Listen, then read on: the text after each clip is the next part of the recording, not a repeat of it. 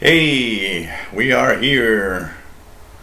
We are here and there and everywhere. Let's hope it works fine. I have some weird issues. Been having some weird internet issues that I'm kind of not sure where it comes from. Hey everyone. Picture looks nice. So that's pretty good. So, okay, hey everybody, welcome aboard this live show once again. So like I was saying, I'm having some very weird DNS problems. And I've changed the DNS on my router. I've changed with the Google DNS, OpenDNS.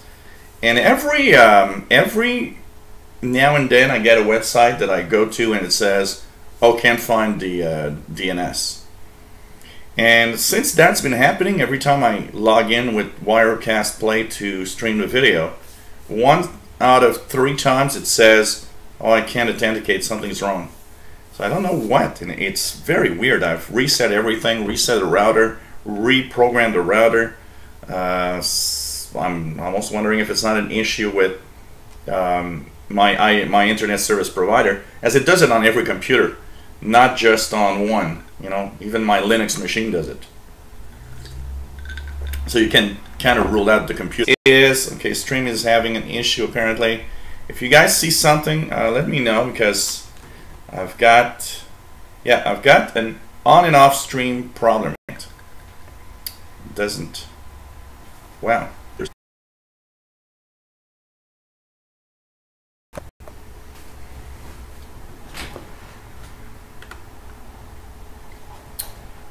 Okay, stream is there.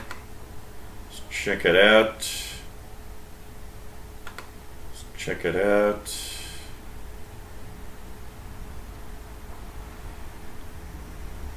Okay, this is okay here. This is okay here. Just we'll try it out like this. See what happens. I had a when I connected first, I had an authentication issue. It said that something went wrong when authenticating. So I don't know. Let's cross our fingers that now it's fine. So hey everyone, welcome aboard. This is the live tech show. We are here every Tuesdays at 3 p.m. Eastern, 1900 hours UTC, and we of course are here to talk about technology, to answer questions at some point, and to of course have the good and the bad news of technology at the end. This is a show. We are here every Tuesdays, 3 p.m. Eastern, 1900 UTC, and let's hope that the stream will hold this time. Cross our fingers. So hey everybody, welcome aboard. Brian Wilson, Tim Robinson, Mohammed Avdik, Alex Tuttle, Cycler 39, Sean Robinson, Patrick Manny, Christine Bowman, Douglas Elliott, we have Albert Zappa, Bobby Burgess, and the 1990 Sunbird. Everybody, welcome aboard. Nice to have all of you. Brian Wilson, hello. So, okay. I had a lot of positive comments, by the way, about the new, the way that I do the show now, the new way with the news, and you know, I'll integrate news, questions, and everything. So anyways, if you have questions, it will be a little later in the show. So we're going to start the show, of course. And of course, this is the Tech Show 84. And as Brian is mentioning, 84, incredible, eh? 84. And we're August 15, 2017. My name is Gilles. Location is Montreal, Quebec, Canada. And I hope that you enjoyed the show for today. Okay, of course, one of the things that helps me a lot in these live shows is donations. Of course, without them, I would not be able to continue. AdSense is rather crappy. It's interesting because I decided to compare the AdSense of this year and last year. Last year was crappy. What I see this year, it holds on to about the same amounts of last year. But I have more views, so it gives you an idea that AdSense does pay less. Since I've noted that from last year, my AdSense views have been up about 15% from year over year, from last year to this year. Yet the amount that AdSense gives is pretty much the same thing.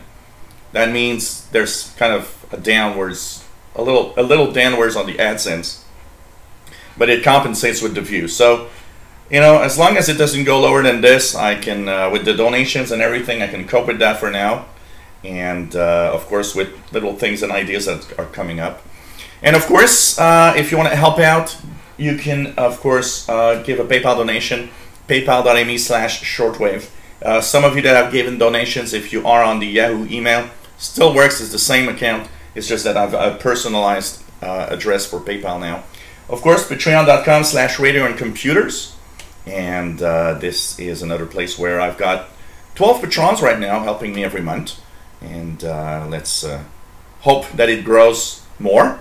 And basically, we are here to try to make a living out of this. So let's cross our fingers.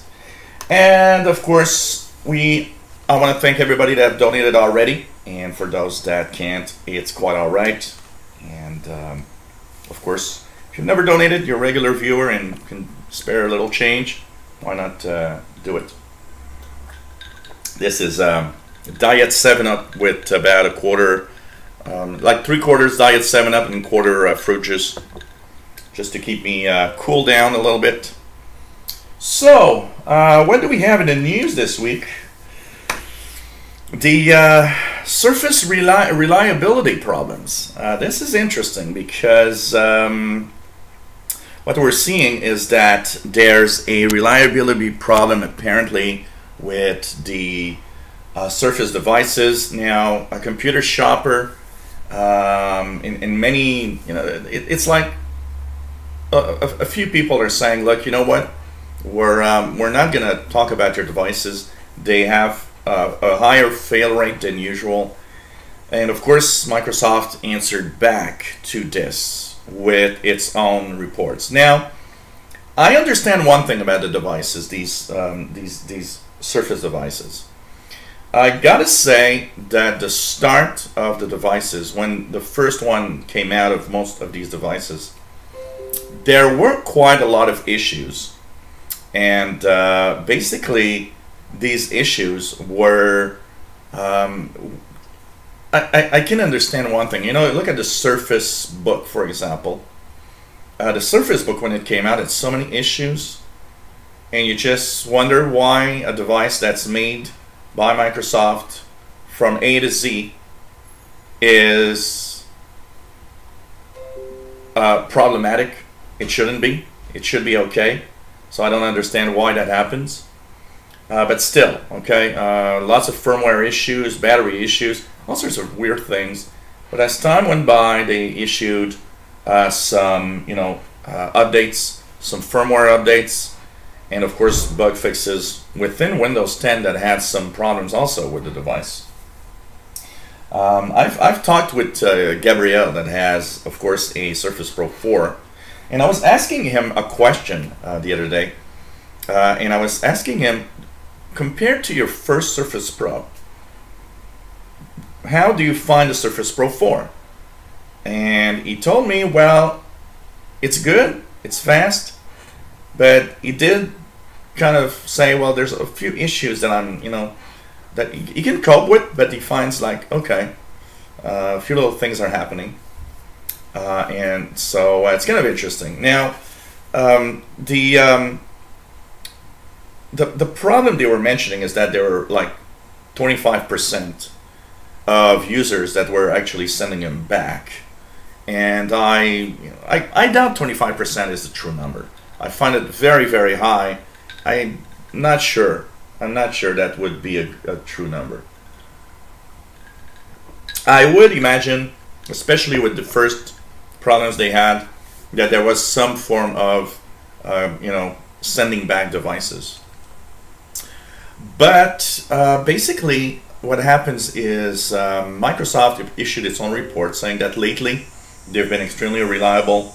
They say that after on their own numbers, and of course these are Microsoft numbers, so you can say pretty much what they want, but according to their own numbers, and that there's like apparently the return rate is in the low, like 1 or 2%, and that reliability is there, and that there's really less than 1% of the devices that have issues.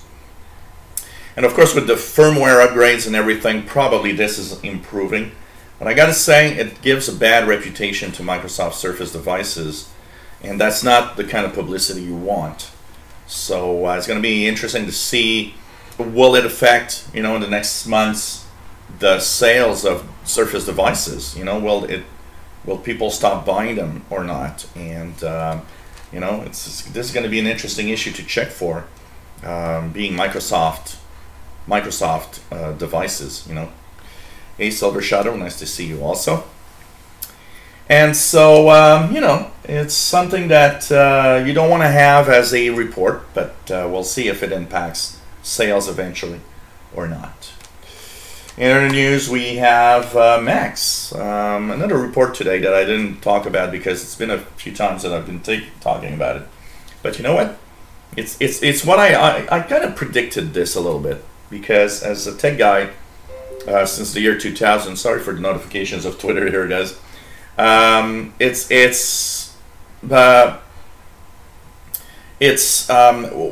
interesting is that there's this push of malware and viruses that are increasing on Mac computers and even on Linux side.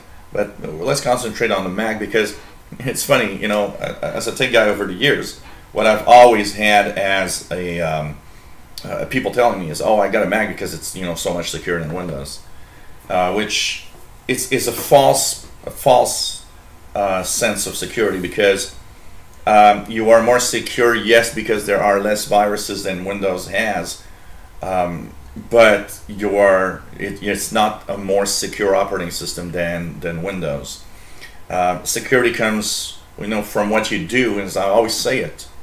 And what we see here, and this week it was interesting because I read a report where what us Windows users are now, of course, kind of really more into it, saying that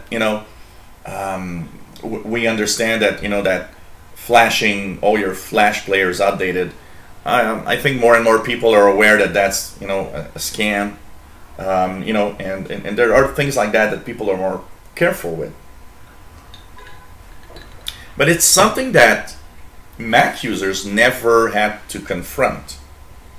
So now what we see, one of the malware this week that I was reading about, comes from, you go on, you use Safari on your Mac, and you go on the internet, and you get this, oh, Flash player needs to be updated thing, and people click on it. But the difference here is that one actually is a Mac malware. So it actually infects OS 10. And the more we look at what's happening this year, the more the increase is pretty phenomenal. It seems that the bad guys are really targeting Macs much more. Do you need it's always the same question. Do you need an antivirus on a Mac computer? It's still, of course, the number of Mac malware and viruses and stuff like that is still smaller than the Windows side. But it always, when people tell me should I have an antivirus, I almost will say, be careful what you do. Don't necessarily install, I would still not install an antivirus on a Mac computer. You don't need that. Like in Windows, with Defender, it's okay. I get this. Sorry if there's a lot of noise. There's my neighbor has a swimming pool, and they are having a big party. And because it's really hot, I left the door in the back open, also for Paul the cat to come in and out. So, anyways, it's an interesting look. We see that the same problems where Mac users are not used to that. Mac users were not for years, you know, thinking of, oh, you know, I will not click an attachment on my email because I could have a virus. It wasn't even something, you know, Mac users would think about. Now it is. So it's kind of interesting to see that increase, that pretty good increase in Mac malware. And, you know, Linux users also are affected by this, by the way. Don't think that because you're running Linux, you're that secure. Actually, I'm looking, you know, Mac is so amazing. I mean, Mac is Linux. Sorry, Linux is so amazing because I look at the amount of updates. You know, people go crazy about the updates, and what's funny here is that Linux, if you're crazy, you know, if you go crazy about Windows updates that are like once or twice a month, well, on Mac it's all the time, all the time. On Linux, I always say Mac. On Linux, you know, I'm running Ferran OS here, but you know, I've run Ubuntu and Linux Mint, and almost every time that you turn on the Linux machine, almost every day, you get this pop-up that says, oh, there's some updates. It's just amazing. It's like an updated machine every day, which I do find a little annoying at times. But anyways, you know, Mac users, be careful. Just don't fall for the regular, you know, scam stuff. Your Flash player now is not, you know, don't update your Flash player. You don't need that. Don't, you know, be careful what you click in attachments. Be careful what you do on the web. It's the biggest security, you know, after the Mac updates, after updating your operating system. Being careful on the internet is the second best thing to protect you. Notice that I haven't talked about antivirus. I've just said there's a, you know, update your Mac, make sure it's all the latest, and make sure that you just be careful. And that is 99% of your security. I can tell you that. And it's more like 99.9%. I mean, just amazing. Yeah, Paul the cat is probably chilling by the pool. No, actually, they don't like. Well, actually, it's not that they don't like, but they don't want to have cats on their near the pool. So no, that's a cicada outside. They're at this time of year. There's a lot of them. I can. I'll do one thing here. I'll close the. This one is the main door to what's the closest window, so that's going to be a little better here. So I usually close it, but this time I didn't for some reason. So anyways, what else do we have in our news? We have Google that is checking out now a new way of basically giving more control to advertisers. You know, it was very bad when a lot of the advertisers like removed themselves from Google, and you know, when it happened, we saw a drop. I saw a drop, immediate drop. In the week that happened, huge drop of AdSense revenue, which seems to be back to pretty much normal now. And even Google, I saw the numbers the other day. The numbers the other day seemed to say that for a few weeks it had an impact, but overall for this year, Google will not really see an impact of the advertisers that left. Of course, probably some of them came back, but there's probably new advertisers also that took place. But of course, it's all with one thing very important. It's the fact that Google has promised them to be more careful in where they place their ads. I totally understand advertisers, by the way. There were some extremist content, and I totally understand that you don't want to have your, you know, say Coca-Cola ad next to extremist content. It's not cool. And you know, it doesn't. It's not a nice image for the brand, and I totally understand that happened. And I do blame Google a little bit, because I mean, you got to be careful where you place your ads. You know, they've been a little more proactive. I've received, for example, some. I got to be careful, for example, in my news bulletins now. If I talk about something that is a what the hell are they doing? It's like there's this sounds like some kind of a okay. So anyways, basically, you know, they should have been more careful to place the ads. I got to be careful now in the title of my news bulletins, for example, or if I do a video about hackers, I can't mention hackers, or I gotta find an, you know, more innovative way to give a title that will tell you what I want to talk about, but doesn't use those words. So Tim, yeah, maybe you don't have cicadas in the UK. So anyways, at this time of year, they're very there's a lot of them, so you hear them you hear them all the time. So and every year is the same thing. I have some videos that I've posted every year that people say, what's that sound in the background? Well, yeah, so here we have tons of them in August. August is the month. It starts early August, it goes up to about end of September, and it's over for a year. And some years have more than others. This year is more quiet. Last year was really a lot of those. So anyways, and they're huge. You know, they're like this long and pretty big when you see them up close. It's pretty amazing. So anyways, Google AdWords, you know, it's they're really it's really something that that I think is nice is now they're giving more control, but it's scary at the same time. You know, thinking about it, how will the advertisers use these tools to you know, put their ads where they want to?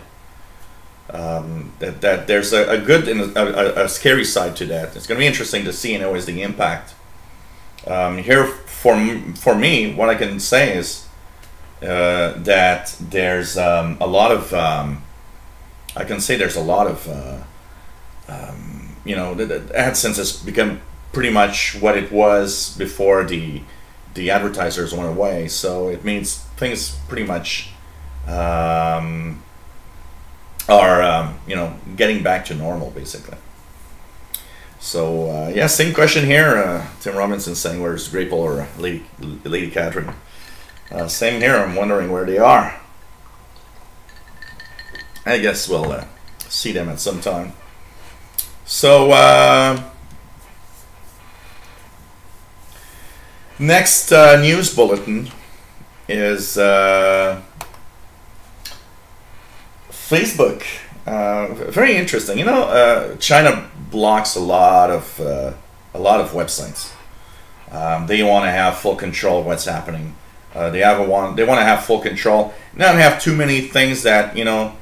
One thing they're probably really scared of in China is some kind of social app that people could use to unite and maybe do some thing against the government. So anyways, Facebook is blocked. YouTube is blocked. There's so many websites that are not available. They have their own versions of that. But it's funny because Facebook tried in different ways over the last few years to get into China with different apps and different websites. But they've always been pretty much rejected. Now it seems they've found one way that it actually works. And it's funny because they opened up another business, you know, another brand, and called Colorful Balloon.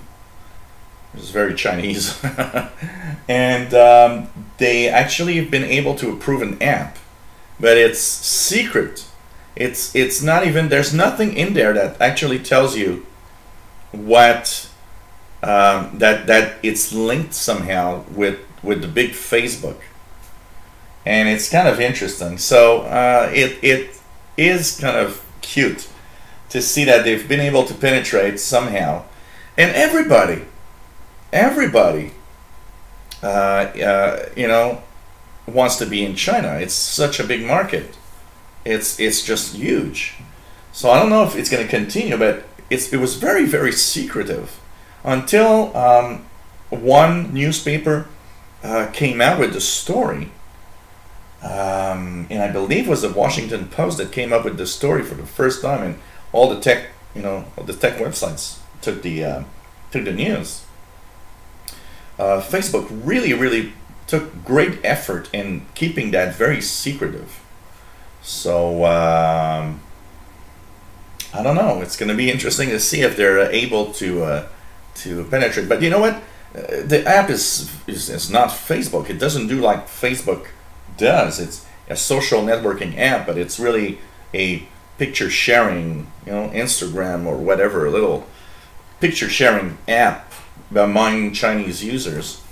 And I guess they're testing out how they could penetrate the market and not, you know, do a false step that would maybe block the app or something. So I don't know. It's kind of interesting, and it's going to be nice to continue to seeing if that that app continues to be available. Hello there, Josh Kinder, and yes, that's a good idea, Tim. Okay, interesting story also here. Google and Apple. So Google is to the point that it has to renew its agreement with Apple on iOS devices. So that means that basically the contract they had where iOS, which is iPads and iPhones, actually use Google search. It's a contract. Google had paid $1 billion to Apple for that. And now what we see is that that contract's ending, and Google is apparently, and they actually told shareholders, look, we're going to tell you right now, we're about to pay $3 billion to stay within the iOS search. But it's interesting because, first of all, $3 billion is a lot of money. It's pretty much, you know, profit in the pocket of Apple. They say that it is 5% of their revenue, which is a lot.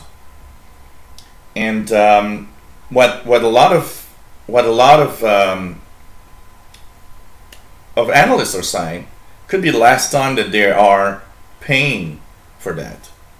And one of the reasons is they are saying that basically Google is such a strong search engine. 80%, the last numbers were 80% of the world is using Google to search for something.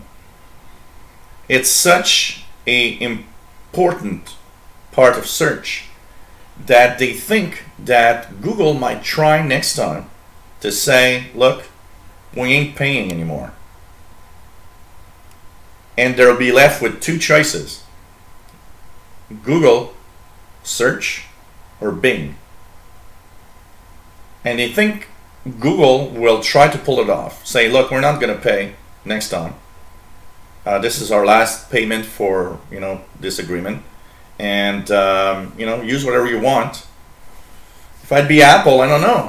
I guess I would probably want to use Google search. If I'd be Apple, I'd still want to keep Google search within my apps. I mean, it's the search engine. Not that Bing isn't, you know, depending on the markets, Bing isn't that bad. Well, the funny thing though, and a lot of people don't know that, but Siri in your iPhone and iPad, when you ask questions, when you do things with Siri, it actually goes through Bing. That's an interesting one. I don't know why they did that, that the main search within apps, like in Safari on an iPad or an iPhone, goes to Google, but that Siri goes to Bing, which is very, very weird, basically. So anyways, I think Google can pull it off. I think I'm surprised they're not doing it right now. Maybe there's some kind of legal agreement that they can't do that. But I gotta say, it's really crazy, basically, that they're not doing it right now. I think they can put it off. I think that Google can just go to Apple and say, look, man, we're not playing anymore. So choose whatever you want to search in your devices. I wouldn't be surprised at, you know, seeing also how there's some form of competition between Microsoft and Apple. They're just going to say, hey, we're gonna keep Google. It's an interesting story for sure. Little story, light story here. We've seen a $3.4 billion in donation from Bill Gates. He sold like, what was it? Something like 64 or 34 million shares of Microsoft, and that he had, which apparently is 1.3% of all the shares available for Microsoft, and gave him $3.4 billion. Now, you know, when they do these process, there's the it's the Securities and Exchange Commission, something like that. It's that every big transaction has to go through that to make sure that they're clean, they're okay, that there's no weird things going on in there. And so, of course, everybody wanted to know. Everybody wanted to know who did you donate $3.4 billion? And of course, we don't know, but we're pretty sure that it's the Bill and Melinda Gates Foundation that is getting the $3.4 billion. You know, there was a very, very interesting article the other day that I've read about the Bill and Melinda Gates Foundation. It is an amazing foundation. Every time I talk about it, I get someone that says, oh, well, no, they're stealing money and they're, you know, putting microchips into people and controlling them. That's not what you think. Yeah, right. No, this is a great foundation, by the way.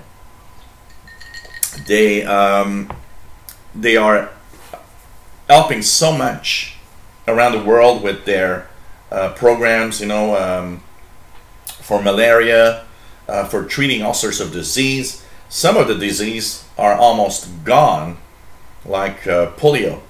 They're saying that it's almost disappeared from the surface of the planet, and it has a lot to do with the millions of dollars that this foundation actually gave to, you know, immunize the third world. And it was interesting because they were saying that one of the biggest issues where sometimes they have problems with that is because of local rituals and religions that sometimes prevent them from really doing what they need. Also, of course, there's a lot of saying that, you know, it's just, you know, it's just crazy how this foundation is, you know. And Bill Gates did say that he's going to give away all of his money. You know, when he dies, there's not going to be any more. So it's pretty crazy, and I hope that they continue doing this, you know. And of course, you got to fund that, so that's why $3.4 billion donation is probably why Bill Gates has done that. And it's probably to the foundation, of course, you know. And they try to keep these things quiet, of course, you know, not to have too many speculation, basically.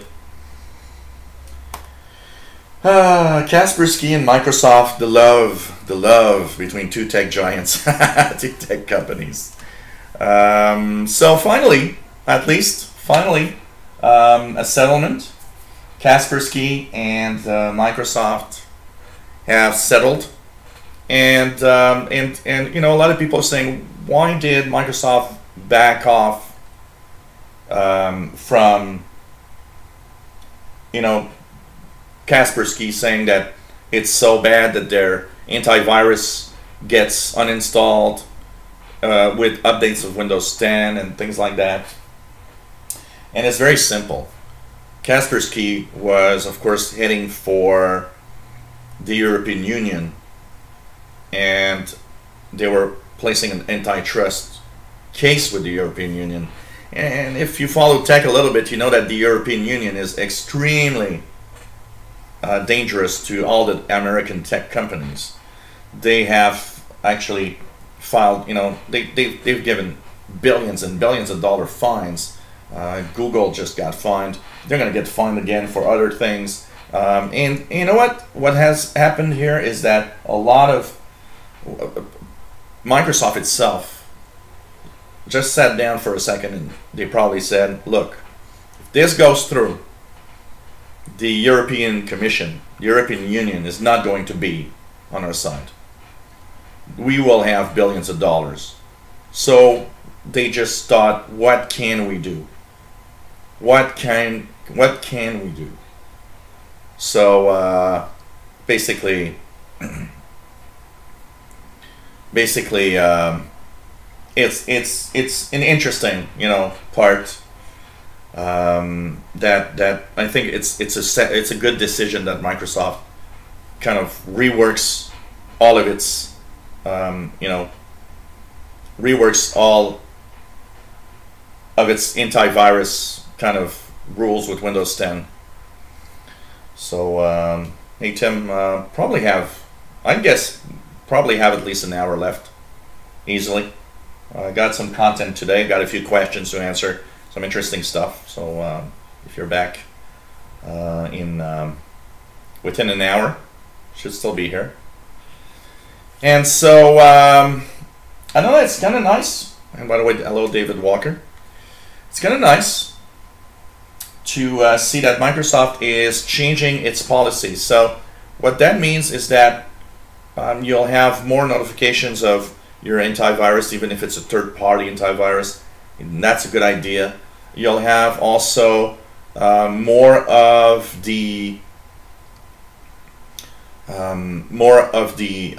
you know, like when you update, they were going to give most of these companies more time to test out their antivirus with the latest versions of Windows 10. So for example, they say that for Fall Creators Update, the companies that make antivirus will have the full version sooner than they had in the past, which will give them time to test the antivirus, make sure that they can update it so that when it's available, it doesn't, you know, get uninstalled or it doesn't get deactivated because something's not compatible. So it's a huge change for Microsoft. And they're even gonna give you notifications of, well, you know, your antivirus is Kaspersky or Norton or McAfee or whatever, and it's gonna say, well, it's deactivated now. Click here if you want to reactivate it, or to go to the website.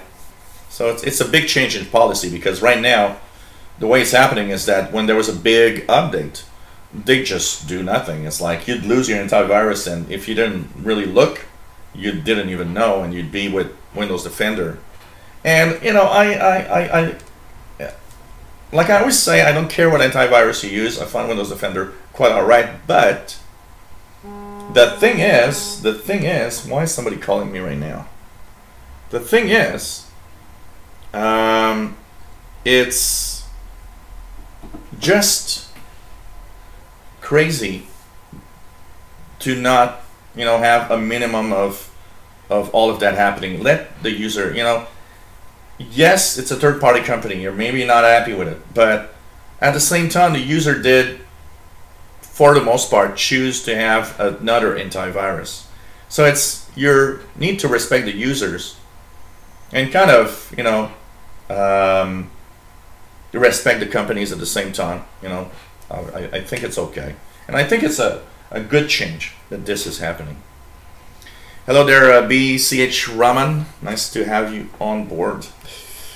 And so the tech news is done for the week. What do we have as questions? And we have a few questions. So the first question comes from Marco, and he's located in Portugal. And he says that he found my show last week for the first time ever, and that he fell in love with the show. So it's pretty cool. Yes, I did get your email, Alex. And so questions he's got goes with routers. So of course he's got a old Linksys router. He says it's a G router. Tells you how old it is. And he says he wants, first of all, he wants to know, because he says everything's going fine with his setup, but he's bought a new computer and things like that, and he's wondering a few little questions that came up to mind while he was installing it, because a friend of his told him, well, you got an old router, maybe you should change it. So how long does a router last? Okay, typically if it does everything you want, if it does all that you wish, it's all right. There's no problem there. Okay, it is okay. Don't necessarily change it or anything. Now that said, I kind of have a little policy where I always say to people, your router is more than 3 years old. Maybe it's a good idea to think to change it, because a more than 3-year-old router lacks, you know, a lot of the new, you know, technologies, lacks. Sometimes the security is a problem. For example, your G router, if it's old, you know, if it's like 6-7 years old, it might be insecure. You might have some security flaws in that router that can be fixed because there's no more updates to it. So all of that together are things that you gotta think about. And I technically will most of the time tell everyone 3 years, time to think about something new. You know, especially if it's been a long time since there's been a firmware update to it. And of course, you get the advantage of newer technology, faster routers, faster protocols. You know, you got a G, we've got to N, now we're at AC. There's a lot of change between these protocols. There's better connections, faster connections with that. So you say, if you have changed your router, what are the features that you should look for? First of all, look for something that's very recent. Don't be tempted, because one of the things that happens sometimes is a lot of people are tempted in going into, you know, oh, the N router is on sale. And, you know, not necessarily an old router, but, oh, but, you know, the newest protocol is AC. So you're kind of buying an older technology. So that's the first thing that I always say is, no, even though it's a little more expensive, invest in the latest technology that you can invest at the time you buy it. To buy an AC router, important. So like that, you're at the latest technology, and you know that router might last 4 or 5 years because you're at really what's the newest technology yet. Other features that you might look for depends on what you do. So if you're a computer enthusiast that tweaks a lot and goes a lot on the internet, plays games, does a lot of online things, you might want a router that has more features internally in its own menu. Every router has a menu. Within that router, that menu has all sorts of options. Some routers have more options than others. So that's something you might want to check for. Do you have plugged in devices as well as Wi-Fi devices? Routers that contain Ethernet ports and that have Wi-Fi together could be a good idea. Plugged in devices, why not think also make sure that the router has gigabit Ethernet ports. It's very, very important to have gigabit internet ports today. Why? Most of the new devices have gigabit ports now. It's so much faster, and you are once again in the latest technology.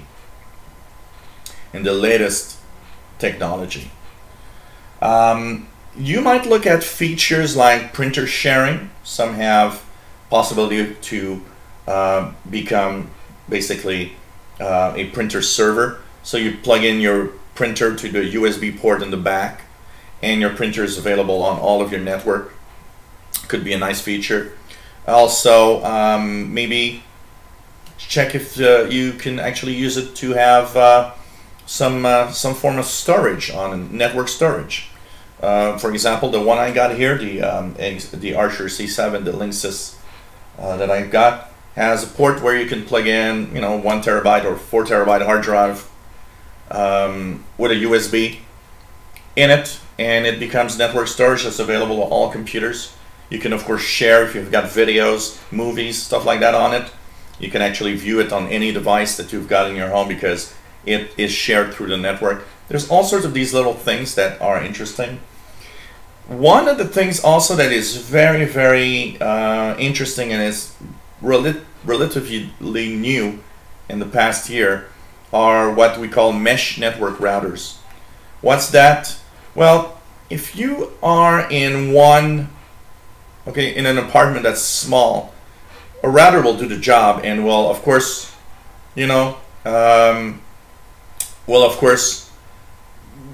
work well within your little apartment. But if you're in a home, and I see this a lot as a tech guy, people have 2 or 3 story homes, and now the router is somewhere, and that signal doesn't go very well in the basement or in the 3rd floor, or there's always some issues. The mesh network routers today, which are usually bundled as 2 or 3 devices within a box, are interesting because they are most of them are easy to set up. They share your internet connection everywhere. So that means you put the main router at the modem, and then you put the other mesh devices that you've got in your home at like if you have a 3-story home, for example, one in the basement, one at the top floor. They communicate together, and they make sure that each level gets fast internet connections. So there's a lot of things like that. And for people that have a lot of, because routers are a mystery for most people. They set it up, they don't touch it anymore, and it's there for like years doing always the same thing. Some of the new devices today are also very, very, very easy to set up today. Some of these mesh networks, for example, are extremely simple. Plug it in, a few questions, and you're up and running, and it works well. And don't forget, every time you use a router, very, very important, very, very important. The latest WPA2 protocol for Wi-Fi, make sure that you're secure with that. It's the best encryption possible. And make sure that you have changed the login username and password, at least a password. Often I leave the username as admin for most people, but I change the password for something else, so that they're bad guys sometimes from the internet can actually reprogram your router from a distance through your computer. Sometimes also, malware. Some malware try that. Some malware installs on your PC. Some of them will try to log into your router to open ports that are needed to have all their friend viruses come over. So things like that. And finally, you're saying you saw some 2.4 and some 5 gigahertz and you're a little wondering what's the difference. Well, okay, 5 gigahertz is a newer frequency range for routers. It is nice to have a 5 gigahertz possibility because 2.4 is very, very, very crowded. Depending on where you live, you might find that it is difficult to go pretty far off. And basically 2.4 having so much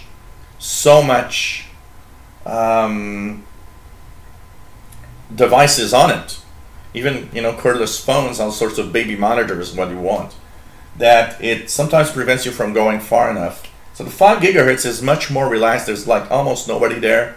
Here, when I look at it here, I've got, most of these devices like this one have 5 gigahertz. And when I look around me on 5 gigahertz, you see almost nothing. Where on 2.4, there's like a list, a huge list of devices. So basically, what you want is both, 2.4 and 5. The thing about the 5 gigahertz, and that's a question I get asked very often. Don't forget, a lot of devices that you might have at home still don't have 5 gigahertz. So you might have a laptop that you see 2.4 signal, but you don't see the 5 signal. Because typically if you have both, you will see both appear on the list. 5 gigahertz range, and that's a very important thing. There's a lot of routers that advertise 5 gigahertz as being the best range ever. Don't believe that. The 5 gigahertz is blocked easily by the walls, by everything around you. It usually works very well, has much faster speed, but will be much restrained in the distance. So to give you an idea, my 5 gigahertz doesn't go up to my back balcony. My 2.4 does. Why? Because all the walls are blocking the signal. 5 gigahertz is blocked easily. The higher you go in frequency, the easier it's blocked by different objects. So think about 5 gigahertz as more within your home. Think about 5 gigahertz being much faster if you do file transfer through a Wi-Fi connection. Think about the fact that this will make it much faster. Typically, I connect on 2.4. Most of my devices connect around 100, something like 132 megabits per second. Some of them 70 megabits per second. But on 5 gigahertz, the slowest device that I have here connects at 433 megabits per second. So file transfers between devices is much faster on 5 than on 2.4. If you've got an ultra fast internet connection, several hundred megabits per second, you'll have your real speed show up on 5 gigahertz, where 2.4 will actually maybe slow it down. But for most people, that's not a problem, as most people have less than 100 megabits per second connections. So these are things that you should. But if you have 5 gigahertz devices, use the 5 gigahertz. If you have only 2.4, use 2.4. So I got a mixed bag here. I've got devices that are available only on 2.4, so they're connected, like this laptop here, the one with Linux here. That laptop has only, it's an N card, so it's only 2.4. Where my laptop here, that has this screen on it, has a AC adapter.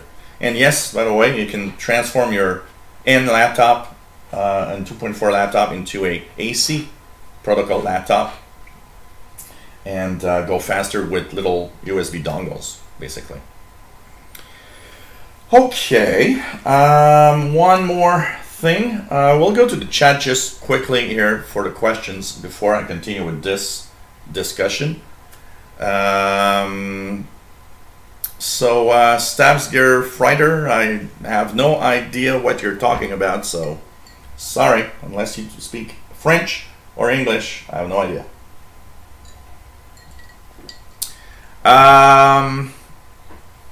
What else do we have here? Okay, somebody asked a question.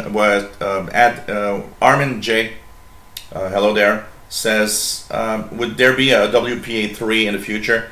Yes, because there are some new security protocols in the works that are being tested right now. There might not be called WPA3, but they will have an impact at some point. So in future versions, eventually, there might be a new name in the security that promises to be even more secure. But it's interesting because WPA2 has now been around for a while now, and it's pretty darn good because we don't see hacks of routers going around, things like that from within a WPA2 connection. So it is a darn good protocol. Even the original WPA is not too bad, but you know, it is kind of, even though there's nobody that still has shown any problems. Usually, you know, it's better to use WPA2. But most routers have both.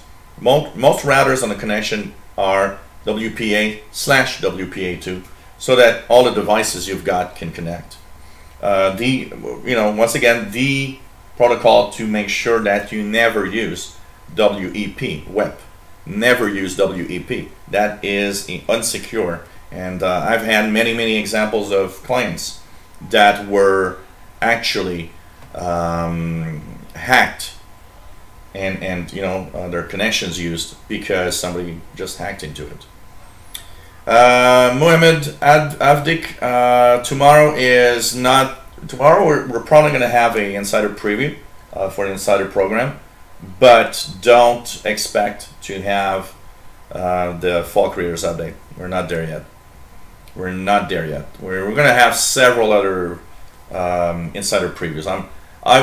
I would bet that we'll have at least 3 or 4 insider previews before we get the official creators update, and basically that's gonna be next month. And I don't expect to have the fall creators update before at least mid-September. At least. So that's pretty much where we're at. Okay, what else do we have here? What else do we have here? So let's continue on with, oh, this was working in the background, sorry. Okay. Questions that come to us from Carol K. Stoffer, aka Atawahinta, and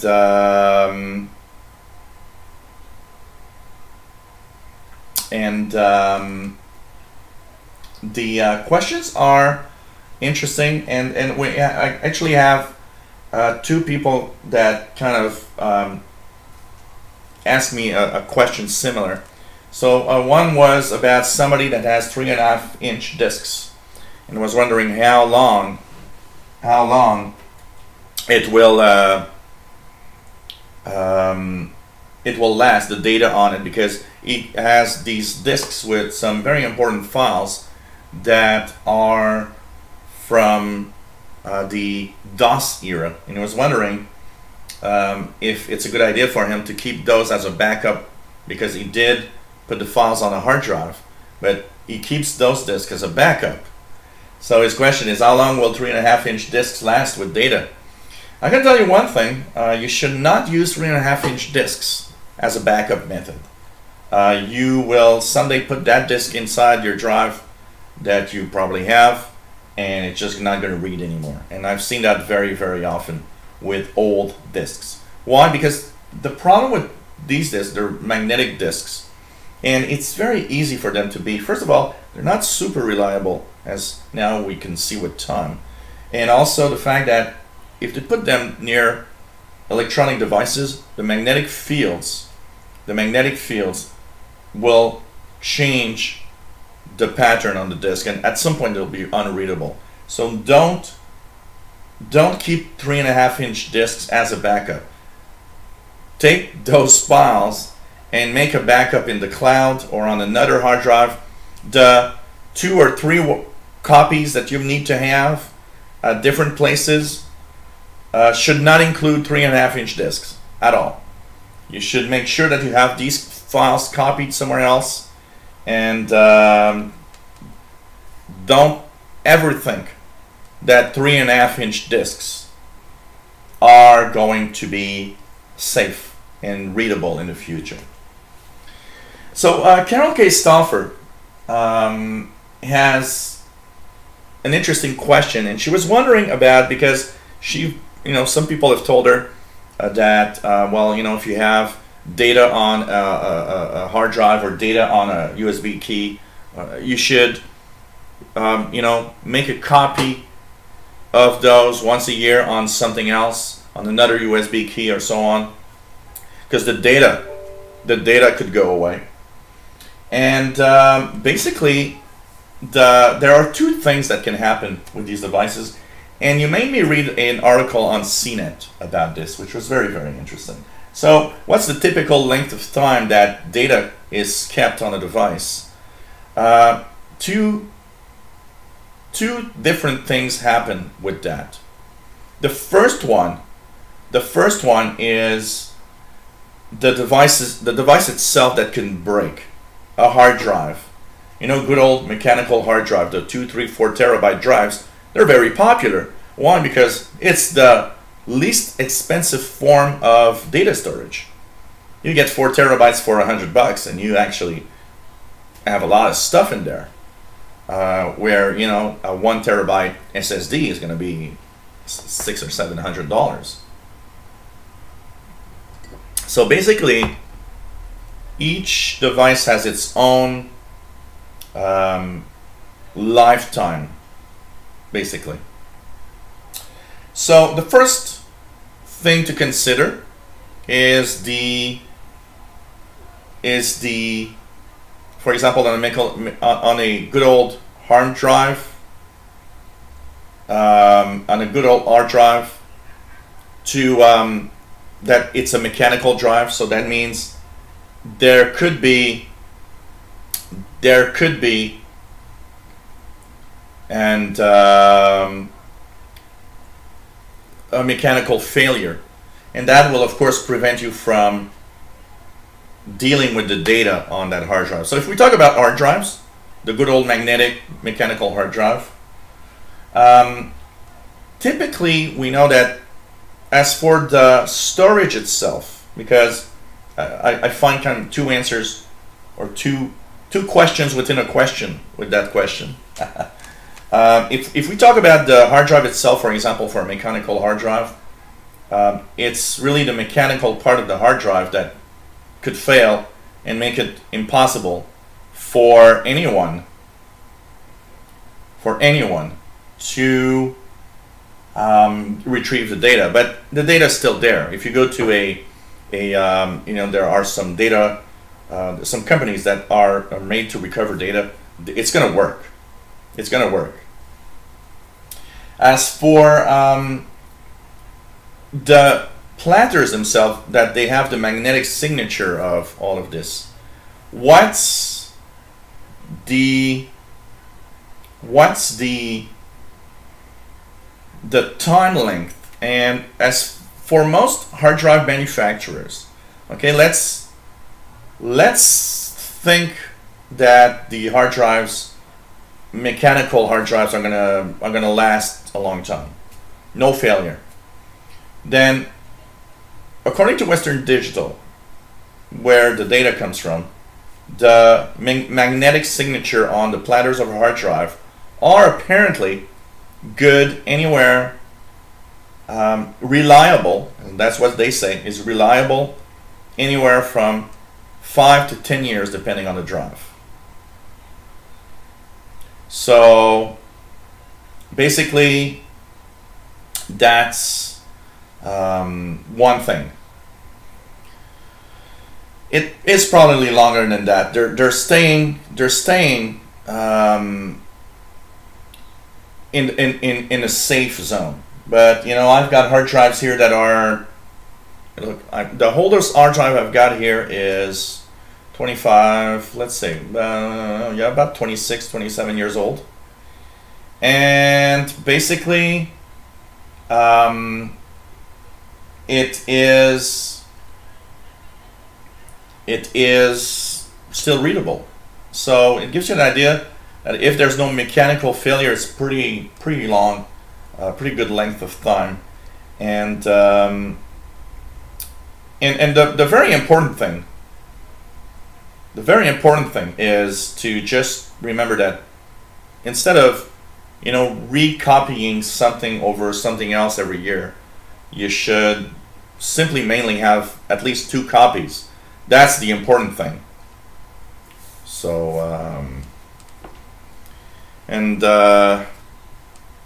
Anwar Khalifi, all I can say is that Windows 10 is actually much more reliable than Windows 7 is, and pretty much all of its form.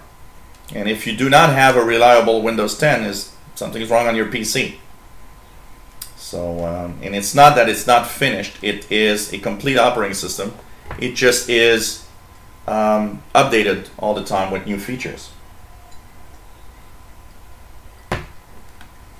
So anyways,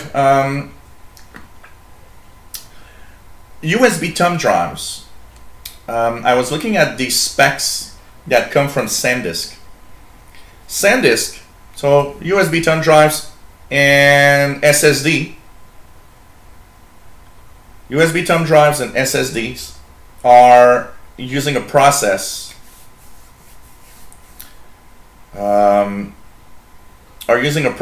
Yeah, I'm pretty sure, Anwar, that just by the way that you're in the chat room, you're probably installing junk, you know, and pirated copies of everything, and that's probably why it's bugging all the time. So anyways, it's these are transistors, and that are actually having an effect and storing the data. So basically what happens is that that type of data storage is extremely reliable. Flash memory is very, very reliable. So according to SanDisk, if it's a USB thumb drive, once again, 2 things can happen, and that's the thing that happens here, is that you can have a failure of the electronics, and that you never have to, you know, always think about that. Failure of the controller, for example. That's probably the #1 reason I see USB thumb drives failing, for example, because basically the USB thumb drives, sometimes the voltage and the USB ports of different PCs is not the same. It's sometimes a little too high. It's not always very well controlled. So sometimes there are failures of the controller. But if you take out that failure possibility, according to SanDisk, the storage media of flash memory is good from 50 to 100 years. With the higher end USB drive, because there's qualities in there, one of the things that is important to know here is that those higher end are rated that they could keep data for 100 years. One of the things that comes to mind when you were actually talking about the 1-year rule or something like that, that every year you should make a copy of things once again, I think it comes from the old era of floppy drives. You know, floppy disks were much less reliable than anything we have today. And floppy disks, yes, I would tend to make a copy every year. And I see it because I have old computers, and I've got, like, I can see them here. I've got tons of 3.5-inch disks. Quite regularly I need to reformat and reprogram the disks with whatever game or whatever I want to do on my old computers, because the disk becomes unreadable at some point. And as for SSDs, solid state drives, once again, if there's no electronic failure of some kind in the controllers, solid state drives are rated at 100 years of data storage also. So these are very reliable in keeping your data. And you know, if they're rated 100 years, they're probably pretty safe. And I would bet you'll find an SSD 500 years from now and somewhere, and they're gonna say, hey, look at that, there's stuff on it.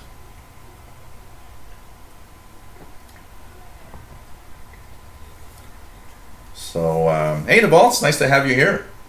Yeah, but I'm looking at the numbers that were actually given by like Western Digital and these companies. So most of the companies rate their flash drives at very long times, and it is true about one thing also, is the power off thing. So for example, if you want your SSD to keep technically that data for a very long time, powered off is the thing. It needs to be, it's not an SSD. That the ratings that these they are giving right now are, by the way, ratings. It's the ratings are not for usage. They are actually saying the ratings is powered off for that period of time. They had two ratings, one for the powered on and powered off, and they're saying that the powered off apparently is supposed to last a long time. I'll read more on it because it's an interesting subject, and it's interesting to kind of view all the information around this. And you know, you gotta also take some and leave some, because all these companies rate things, but it's their ratings and it's their own. You know, nobody has been around to test USB thumb drive for 100 years, you know, so we don't really know. And maybe, you know, and I'll give a terrific example here of another form of media that you got to worry about, is the CD and DVD. The CDs and DVDs that people have actually burned themselves. You know, I don't know if you remember, Vaults, but when the CD came out, they were saying, oh, these are going to be good for hundreds of years. And that was the kind of the rating that they were giving it. Oh, that's going to be good 100 years. And then suddenly after 5 years or 10 years, it's like, well, there's a lot of failure in the CDs. And especially the ones that we actually burn ourselves, because that material has been made to be transformed over time. And that's interesting, because what we see, and I see it here, because I have, you know, I must have really burned hundreds and hundreds, if not thousands, of CDs and DVDs over all the years. And basically, it's one thing that is, you know, interesting, because I find old discs. I found old CDs that I've burned, and you know, my first CD burner was in the year 2000 that I got it. I remember a 4X CD burner that was extremely expensive, and the first discs that I did back then, boy, some of them are impossible to read on drives today. So there's, of course, the drives today that might be a little less of quality than back then, but also the fact that the media does deteriorate over time. So CDs and DVDs actually have basically, it's really interesting. So if you got old CDs and old DVDs around, make sure that you check them out, because those are not super reliable over time. Apparently DVDs are a little more reliable, but it seems that all that stuff that they put on the CD and DVD where we burn actually does deteriorate. And one of the things that apparently is absolutely the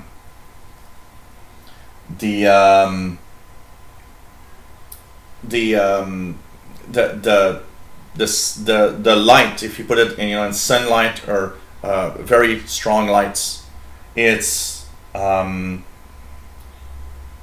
also something that will deteriorate your CDs or DVDs much faster. So in darkness is the best thing. So yeah, the tape drives. The problem with tape is that the electromagnetic fields that basically destroy the data. You know, when you take care of some magnetic stuff, you know, even a mechanical hard drive, it's magnetic. You know, it's magnetic writing on platters, but they are extremely, you know, they're encased in a metal box that does protect them quite a lot from the outside, and it needs to, because I mean the regular magnetic hard drive is, you know, almost a marvel of technology when you think about it. Needs, you know, that writing, that magnetic writing is very small. The signature is very weak, but yet they work fantastically well. But you know what? They are protected in that metal box, because if there was some kind of, you know, external magnetic field that would interfere with the platters, all hell will break loose. So, you know, the magnetic recording could be quite good, but over time, the biggest problem with, you know, with magnetic recording is the fact that depending on where you store it, where it is, the magnetic fields around all interact with those little particles and change the properties, you know. So that's pretty much what I have to say about that. And the last question was, should we copy data regularly on new media? I think that what we need to know here is not to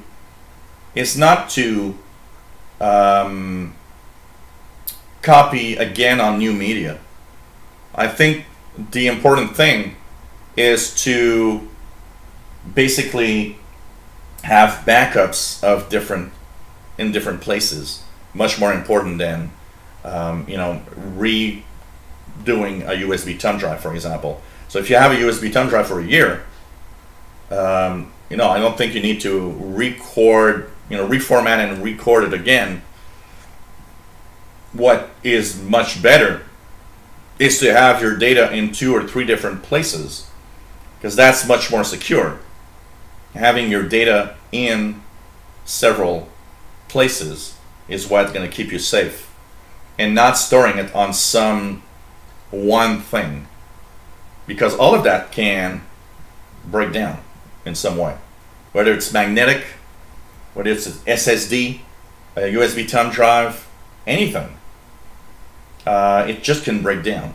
You know, the controllers can stop working for some reason, and you can't get your data back. So rather than redo these, I think it's better to simply make sure you've got data at 2, 3 different places, 3 places. You know, preferably, you know, often what in my clients, what I say is, look, you got it in your computer. You got it in your computer. Put it also on a hard drive, an external hard drive, external USB drive. Put it in the cloud. That's 3 things that are important. So,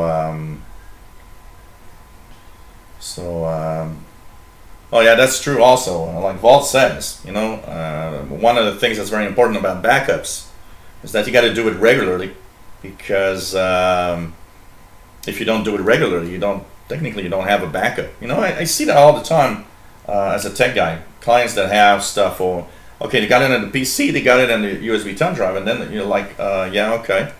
Oh, by the way, it's been you know, it's been very important. You know, all you did on your computer is it on your drive, and it's like, oh no, I haven't backed up in 2 months. Well, you're not backing up. If you're doing that like that, you're not backing up. That's absolutely true. You know, I plug in my hard drive with file history in Windows every week. You know, I don't have enough changes personally to do it every day. If I lose what I did today, tomorrow, it's not a big loss. But I do the very important stuff. I always have the habit of putting it on the OneDrive folder in the cloud immediately as I have it on my PC also. And very often through my home network, I often make copies in 3 different computers. But remember, one thing that's very important about inside your home backup, there's one other thing that could happen. If there's a fire, or you get your computer stolen or your stuff stolen, remember that inside your home backup is lost. There's no other places. That's why one of the backup sites that I like is cloud. The most important stuff in the cloud. And for those that are worried, well, you can use, there are different ways of putting in the cloud. There are companies like, Carbonite that will actually put it in the cloud in a encrypted way, so that nobody can see what's in there. So, but of course, if you don't back up regularly, you don't have a backup. And like I say, rather than recopying your USB thumb drive once a year, for example, for fear of losing that data, you should worry more about having copies of that data in different places, so that you can always go in one place to find the stuff that you need if something happens. Okay. Questions. Also, Karaoke Stauffer has one, which is computer updates, but the update history is empty. You know what? I searched information on that, and I found out because you've got a yoga PC, and it seems to be very unique to those models. So I don't know if it's a way that, what the hell is people calling me when I tell them I got live shows. I'll have to turn off the phone soon. So anyways, basically it is very unique to those series of PCs for some reason.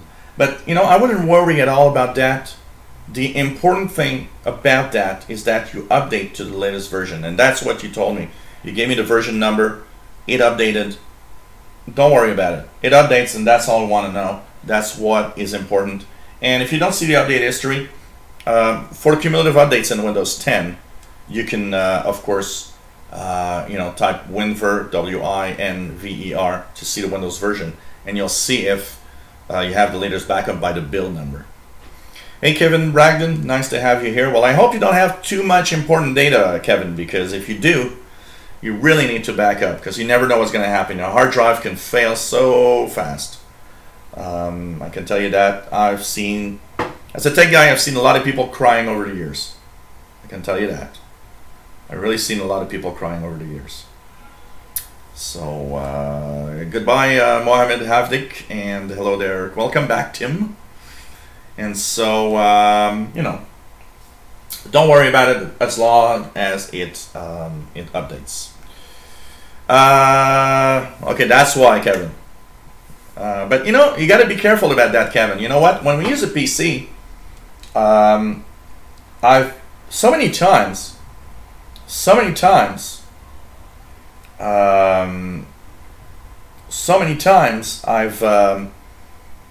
I've seen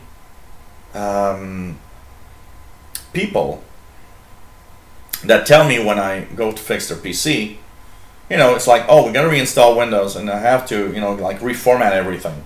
And people tell me, oh, I got nothing important. And it's very important because there are things we take for granted. And basically, it happened so many times that I reinstalled a PC, reformatted the drive, and then the client comes back to me and says, oh, I had this thing that I kind of forgot. So it's kind of important to really think about it wisely, because sometimes we think we have nothing important until computer crashes, reinstall, and you're like, oh, I don't have this anymore. But of course, it all depends on what you do on your PC. Here I've got multiple PCs. Of course, there are PCs that if it crashes, I don't really care. And there are PCs that if it crashes, I do care. So of course, the main PC is backed up regularly. The other PCs, I get, I have copies of some of the files, but I have copies everywhere. So basically, if I lose, a file here, or if I lose my PowerPoint here, it's on OneDrive, and it's also I also have a copy on my main PC and another PC.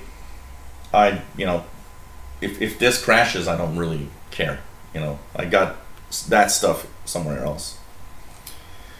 PC says, this one comes from André, and he's located in France, loves the show. He says his PC, an HP PC he's got, says that the fan stopped working and that it could be dangerous, and it stopped the the booting process. You got to press F2. Now, he says that he's been working for 3 months with that, and that basically it doesn't seem to have any problems. What do you think? Okay, HP computers often have more than one fan. Often there's one on the CPU, there's one on the casing. Here's the thing. The one that's probably not working in your case is the one on the casing. If it would be the one on the CPU, you would not be able to work for more than, a minute, and the computer would shut down. So basically, it's probably the one that's on the casing. Depending on your PC, a lot of PCs can work absolutely fine without that fan working, because a lot of PCs don't generate enough heat for it to be a problem. So it depends on each PC. But that said, fans don't cost a lot. It is a good idea to have the fan replaced, because it keeps the computer cooler. A cooler computer means it's going to last longer. So changing it is not a bad idea. Fans are typically like 10 or 20 bucks depending on the fan. Hey everyone, look who is saying hello with his butt in the air. Mr. Cat. So Paul is saying hello. But I can tell you one thing. On HP, a lot of HP PCs, it's going to tell you specifically the CPU fan is failing. Most of the times on these HP computers, it tells you specifically, oh, CPU fan is failing. And basically, that is dangerous. You don't want to have your CPU fan at all failing, because it's a bad idea. That will not work. First, your PC won't boot up. It comes, the CPU comes so hot that it just doesn't boot up. And if it does boot up, it's going to shut down very, very, very quickly. So everybody's saying hello to you, man. So nice to have Mr. Paul. He was outside, so he's back from the swimming pool party next door. And finally, we have Kim, that is located in California, and says that loves the show. Also a new viewer, says that seen my show for the first time last week. So he says that, okay, there's a very slow file sharing on Wi-Fi, and basically it's very fast on internet. Well, that's totally normal. For most routers, the Ethernet ports are faster than the Wi-Fi. So, for example, on an N router, you'll typically have 100 megabits per second on each Ethernet port, and you'll have rarely more than maybe 60 or 70, or even if you go to 133 megabits per second, the protocol, when the negotiation goes through on Wi-Fi between your router and your computer with Wi-Fi, there's a lot more stuff going on. So typically you're not reaching the same speed. So a Wi-Fi connection at 100 megabits per second, an Ethernet connection at 100 megabits per second are not the same speed. There's so much negotiation going on in the protocols of Wi-Fi that it's slower in the end than it is on the Ethernet ports. And also, it's pretty much always the same thing. I've got an AC router here. It goes. I'm connecting at 433 megabits per second on AC Wi-Fi, and I've got gigabit Ethernet ports. I can tell you, there's a huge difference in speed. It's totally normal, and it is the way it is. Maybe someday we'll find some magical Wi-Fi that goes fast, but if you have huge file transfers, good old Ethernet connections directly with cables is the best way you can actually send huge files through a network. Nope, don't go there on that PC. It's not a good idea. So these are the questions we've got before we end with the good and bad news. Hey, Josh Kinder, nice to have you here. What's the particulars of ISPs in Canada? Nothing much. They're not much different than the ones in the US, except that here they're probably, you guys in the US have lower price often for connections. Also, you have more ISPs with unlimited data than here. Here we have really crappy limited data stuff. You know, I got to pay $20 a month extra to have unlimited on this connection. Got no choice. With all the shows that I do, I'd go overboard the data connection easily. But apart from that, nothing that much. Speeds in Canada are probably comparable, I would say, to the ones in the US for most part. There aren't that, there's a lot of very small internet service providers that use the giant networks, but you know, it's just crazy. Well, it's like, you know, Kevin says a 1 terabyte cap in Houston, Texas.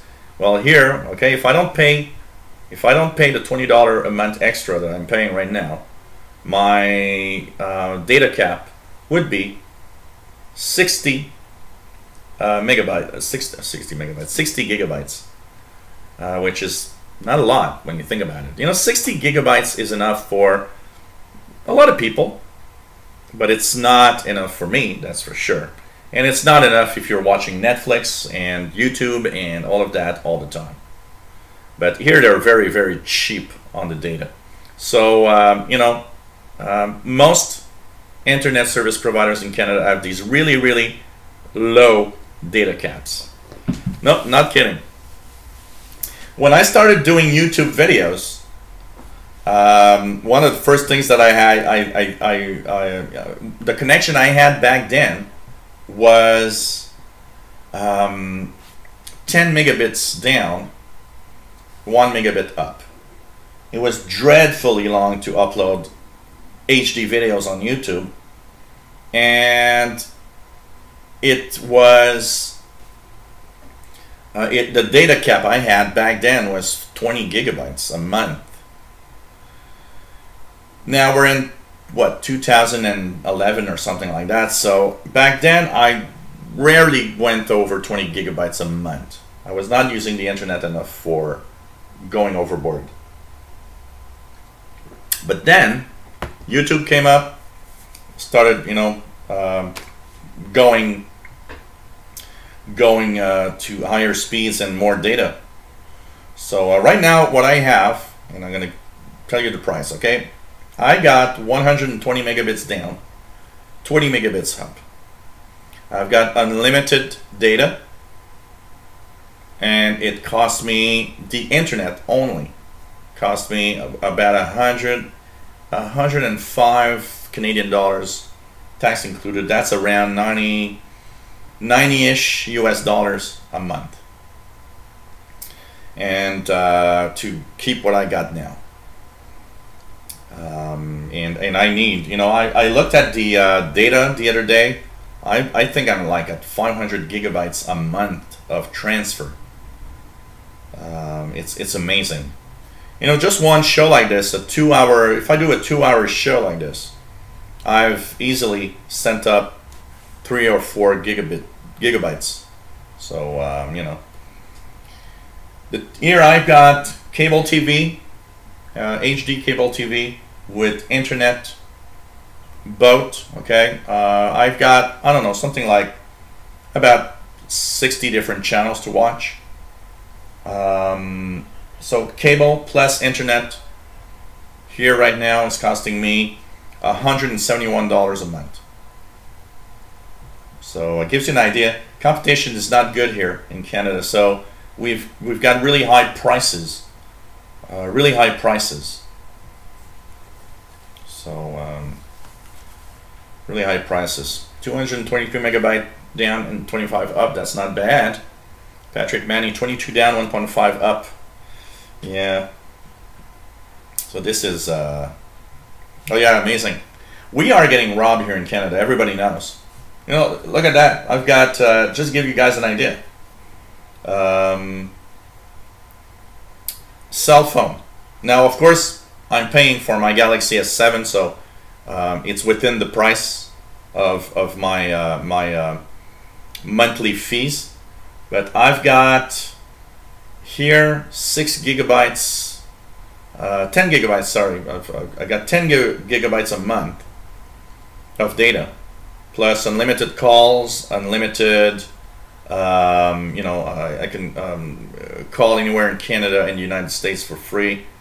And I've got, so 10 gigabytes of data. And unlimited text. And it's right now it's costing me 93 Canadian dollars a month, but that's because I still have this phone that's subsidized. When it's over, it goes down to about 20 bucks. I'll be about $70 a month, but it's dreadfully expensive compared to so many other places. Really amazing. My carrier is a carrier called Fido, like the dogs, Fido. But technically it's Rogers. Rogers bought Fido. So I'm on Rogers Canada, technically. So now you guys know why I need donations. It's dreadfully expensive. So, you know, it's pretty amazing. So Albert, you got $210 a month for DVR and 65 megabits per second. It's incredible the differences in you know, prices and everything. And actually here there are some the Industry Canada, the CRTC. The CRTC is looking at this and saying, first of all, to the carriers for cell phones that they need to change things because it's too expensive. They are also, they've forced the cable companies to offer a $20 a month service for people that want to have just the basic TV channels, and it's crazy. It's just crazy. So Bobby says $250 for cable, phone, and internet. Well, you know, I'm around 260 for all these services. Pretty amazing. Pretty amazing. Hey, I'm going to rant about the rant a little bit. We'll have the good and the bad news of the week, guys. The good, okay. The Kaspersky versus Microsoft thing, I think it's a good thing because Microsoft didn't want to go with the European Union and getting, probably because they would have gotten a $1 billion fine with something like that.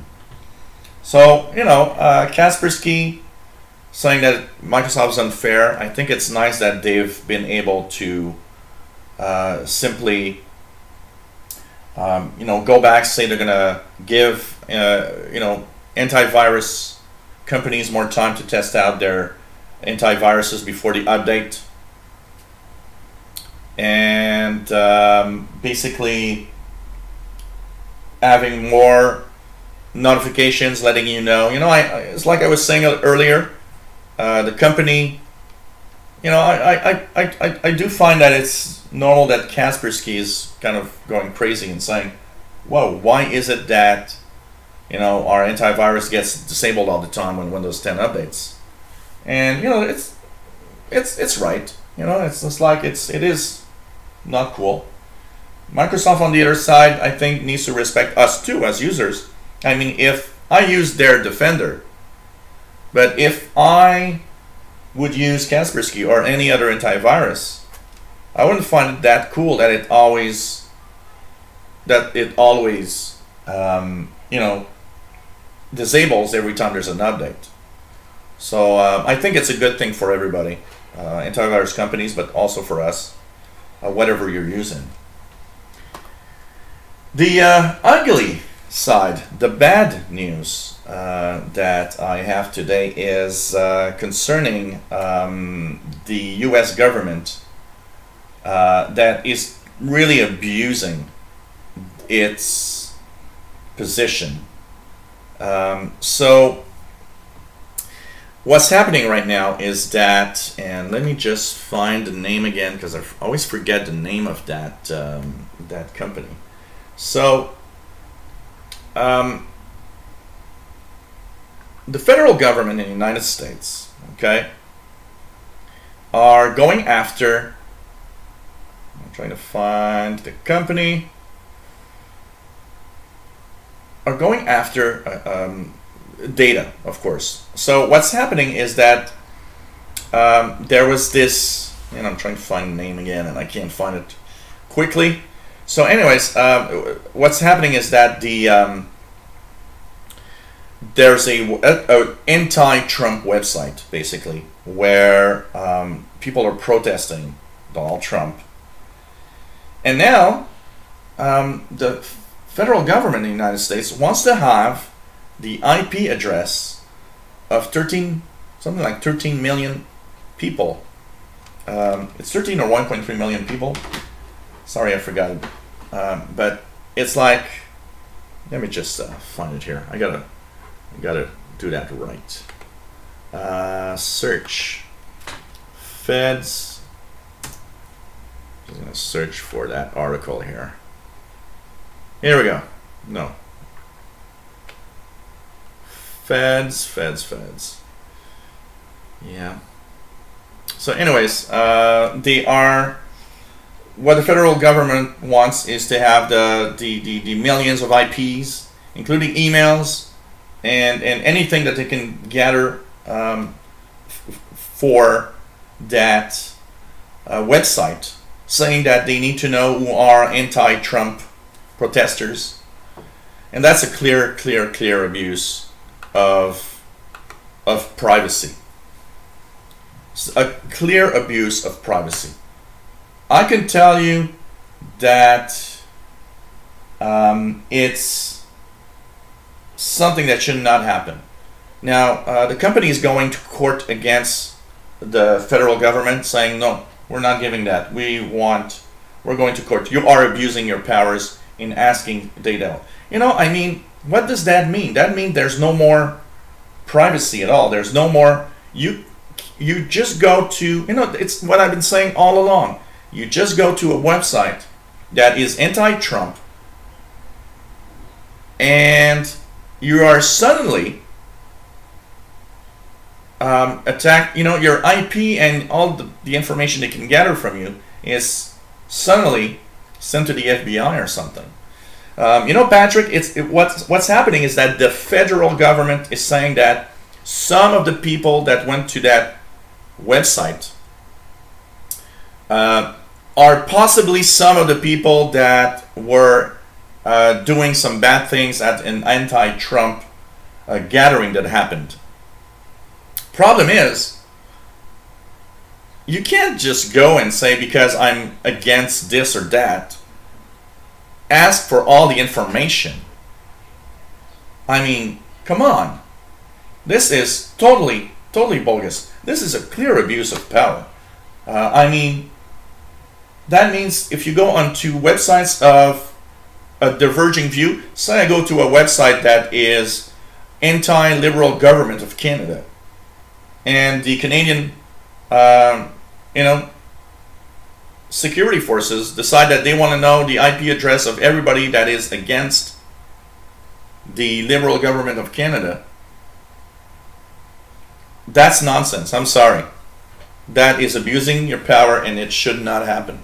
So the company is going to court, and it is, of course, going to court to tell the judge, look, this is way too much. You can't. The government is abusing its power, and it can't ask all of that. So I hope they win, because if they don't, it's extremely, extremely sad. And if they don't, it's extremely scary for everyone. And I mean, this is happening right now in the US.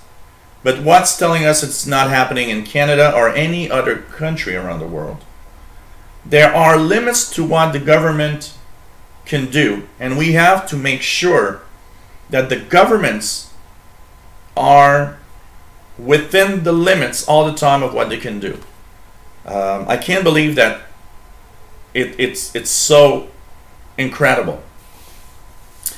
Kevin, yes, in some way using VPNs can prevent this. Meaning if you go to that anti-Trump website, if you went there through a VPN, the IP that will show up is a VPN DreamHost. Thank you, Tim. I was looking at the name. DreamHost is going against.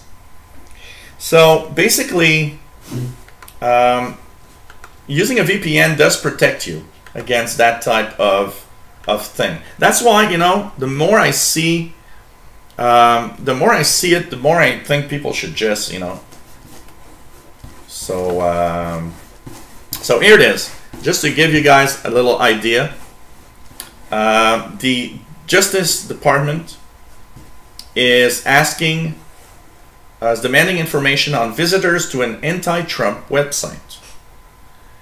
And DreamHost is taking the issue with a warrant issued by the department for all files related to the website, which DreamHost says would compel them to turn over electronic data like visitor logs that would include IP address and other information that could be used to identify anyone who visited the site. The request from the Department of Justice demands that DreamHost and over 1.3 million visitor IP address, in addition to contact info, email content, and photos of thousands of people, in an effort to determine who simply visited the website. So they say, in essence, the search warrant not only aims to identify political dissidents of the current administration, but attempts to identify and understand what content each of these dissidents viewed on the website. The company said in a legal filing arguing against the warrant. So hearing is set for this Friday at the Washington District Superior Court. So and the allegations that the Justice Department says is they are investigating apparently about the 200 protesters that were arrested during a Trump's inauguration, allegedly in connection to vandalism and other incidents. So this is crazy. I mean, too much. I can't believe. I really hope that DreamHost can win against this. And I want to keep an eye on this, because I mean, wow. So yeah, a VPN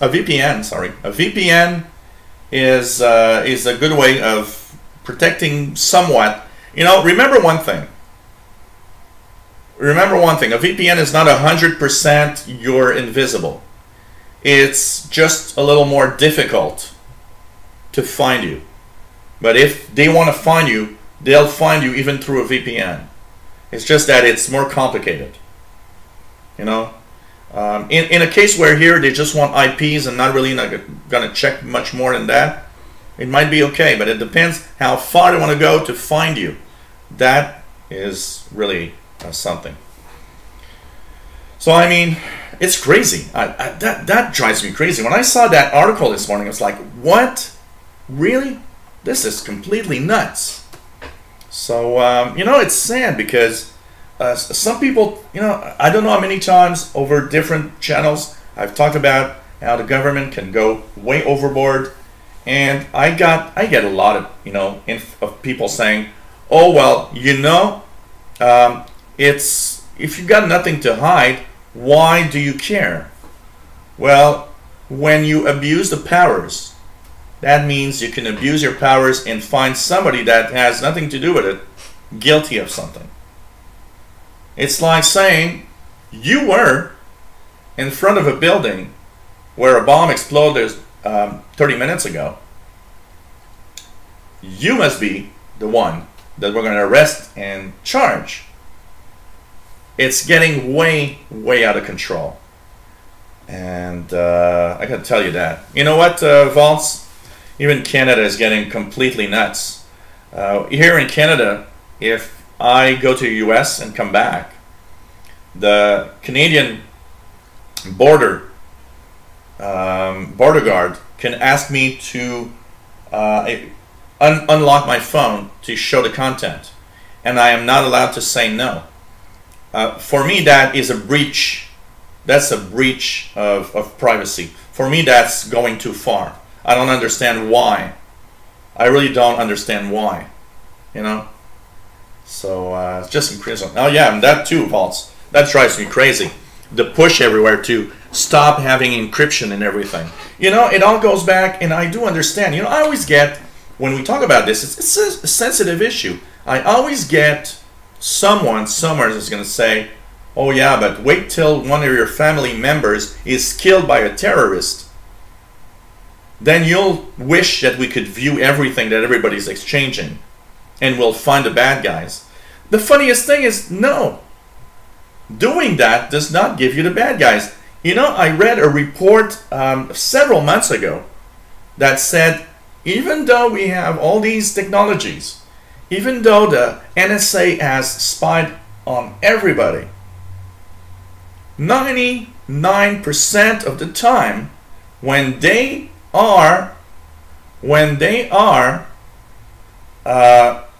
get information, it's by the good old-fashioned way of just talking with somebody there, and some guy that doesn't like it talks to the cops. And almost never has to do with some online information or some gathering of data. It's pretty, you know. I think every technology is, you know, is used for good and for bad. But I mean, it's just crazy.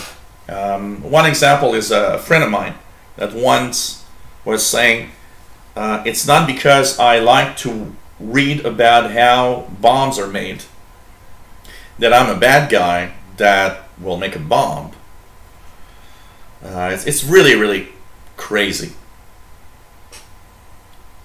Yeah. You know, there's so many other things they could do that's so much simpler that doesn't invade our own privacy. It's just sad.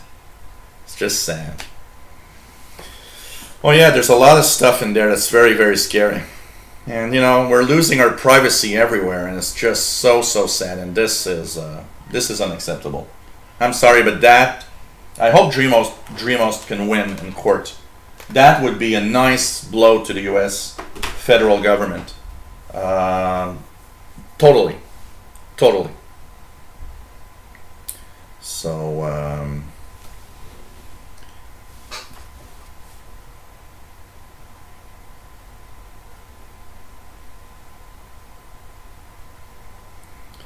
and for your comment, Valtz, on antivirus, I totally agree. I just third-party antiviruses are so bloated with so much crap these days. Just crazy.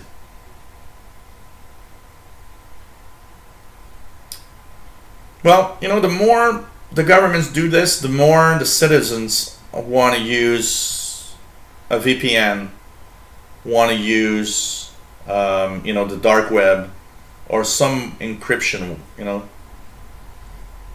It's just crazy. I think it's the other way around. Matteo Cirillo says, example of 9/11 criminals can do anything in technology you can buy on the internet. You know, they'll do it in the most, you know, unusual way. Take care, Kevin. It's nice to have you on board. Thank you for the nice comment. So, but you know, VPNs are a way, but they're not 100% for sure. Oh, absolutely, the vaults. We should, everything we do. Even I would even restrain. You know, when we surf the web, there's a lot of tracking going on, and I would restrain some of that tracking. It's going a little too far. I find it a little too much. You can find out more about me without having all of that crap tracking stuff all the time. And so, you know, crazy when you think about it. So hey guys, hope you enjoyed today's show, and it was a nice show actually, and really fun to do it. And of course, with our new, you know, this is fun because you know, the news at the beginning, answer the questions, the good and the bad stuff. You know, it brings discussion. It brings us in a way that we need to. You know, we can interact and we can discuss issues. It's really cool to see this, by the way. Yes, I'm keeping your email for Thursday, Alex. Absolutely. That's what, but because you're talking about insider preview stuff, so I thought it'd be better to have it on Thursday's insider show. So this was Live Tech Show number 84 for August 15th, 2017. Don't forget, if you can support me in any way, always welcome. It helps me continue with what I do. Remember this week to everybody, we have the Windows Insider Hour on Wednesday. On Thursday, 3 p.m. Eastern. I'll be having beers, as we will be, of course, singing Happy Birthday to Mr. Tim Robinson Thursday. So I'll have a beer to cheers with Mr. So Windows Insider Hour, 3 p.m. Eastern, 1900 UTC, Thursday. Live radio show, Friday, 2000 hours UTC. We will tune the bands, we'll talk about shortwave. And this coming Saturday is a special shortwave show. We will do it live from Greenfield Park, Quebec at the Canadian International DX Club Barbecue. We'll interview people, we'll talk about radio and have a lot of fun. So this is a cool week of shows. And last but not least, on the shortwave channel, special radio / solar eclipse show, Monday, August the 21st, 1800 UT, 2 p.m., earlier than usual. We'll go through the eclipse, we'll have eclipse pictures, we'll have all sorts of things, all of that happening. So I think it's going to be really cool. And yeah, I'll do my best, Alex, to show the pictures on the TV screen. I'll probably include them within my PowerPoint slides, something like that. So take care, everybody. It was super cool to have all of you on board. Stay safe. Fight the government. Don't let them beat us. We got to beat the government. The other way around. And, you know, I'm pretty sure now that somewhere in Canada, somebody has a file on me. Take care, everybody. It was always nice to have all of you. I hope you enjoyed the show. I've got some really positive comments about the new format. So I think it's a cool and winning situation. We've been having, we've reached, you know, almost 50 today, which is almost a record for the show. Well, I think today is a show, by the way. So it's kind of cool. And Mr. Paul the Cat waiting for me because he wants to eat, probably. So bye, everybody. Take care, and always nice to have you on board. Bye. Stay safe. Love you all.